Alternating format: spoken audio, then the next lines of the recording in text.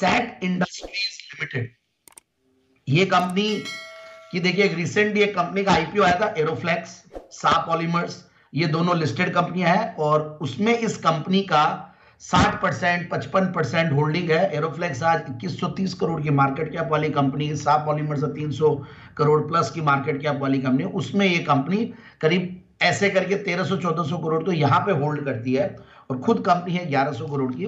ठीक है, ऐसे स्टोरीज बहुत सारी है, बट द थिंग इज कि और बहुत सारी कंपनियों में कंपनी ने इन्वेस्ट कर रखी है। करीब 108 स्टार्टअप्स में कंपनी ने इन्वेस्ट कर रखा है और काफी अच्छे खासे स्टार्टअप्स हैं। उनमें से एक स्टार्टअप का मैं एक थोड़ा सा डिस्क्लोजर भी दे दूं, बियर्डो में भी इन्होंने इन्वेस्ट कर रखा और बियर्डो के प्रोडक्ट्स को मैं यूज करता हूं। बियर्ड वालों को तो बियर्डो को यूज करना ही पड़ेगा, तो एक वो डिस्क्लेमर साथ में दे रहा हूं। बट ओवरऑल जो कंपनी का इन्वेस्टमेंट्स है, जो सब्सिडियरीज है, इटालिका फर्नीचर हमने देखा 100% सब्सिडियरी है इनकी।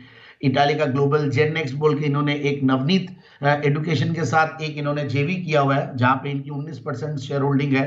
तो वो K-12 मतलब वहां की एक ऑनलाइन एजुकेशन लाइव क्लासेस ये लोग चलाते हैं। सो इस तरीके के काफी सारे इनके अलग अलग वो है, सा पॉलीमर्स, एरोफ्लेक्स, एरोफ्लेक्स फाइनेंस, एरोफ्लेक्स इंटरनेशनल, इटालिका, इन टाइप के बिजनेसेस जो 6 सब्सिडियरीज है। उसके अलावा 108 करीब स्टार्टअप्स में इन्होंने इन्वेस्ट कर रखा है। तो इन्वेस्टमेंट की कंपनी है और इनके बहुत सारे आईपीओज एक के बाद एक आएंगे ऐसा मुझे लगता है। जो भी कंपनीज है तो उससे इस कंपनी को बहुत फायदा मिलता है। रिसेंटली भी कंपनी 146 के लेवल्स छू के आई है। जब आईपीओ आता है तो उसके बाद ये नीचे आया और अब वापस से अपने 200 डेमा के आसपास अच्छा बेस बनाने के बाद 100 रुपए 110 रुपए के लगभग चला है सैट इंडस्ट्रीज, एसएटी इंडस्ट्रीज। और ये 135 140 के टारगेट के लिए मैं स्टॉक को बता रहा हूं।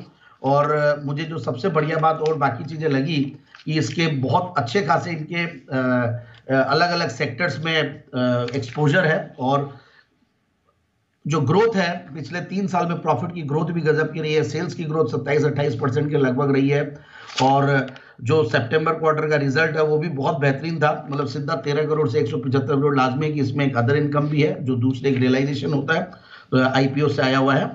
ये सारी चीजों को देखते हुए लगता है कि इस कंपनी में वैल्यू बहुत है और आगे आने वाले दिनों में ये स्टॉक और भी अच्छा कर सकता है। और पब्लिक शेयर होल्डिंग और इन सबको देखते हैं तो बहुत सारे अलग अलग इन्वेस्टर्स इन्वेस्टेड रहे हुए हैं और FIIs DIIs भी कुछ कुछ इन्वेस्टेड है। FIIs not DIIs exactly.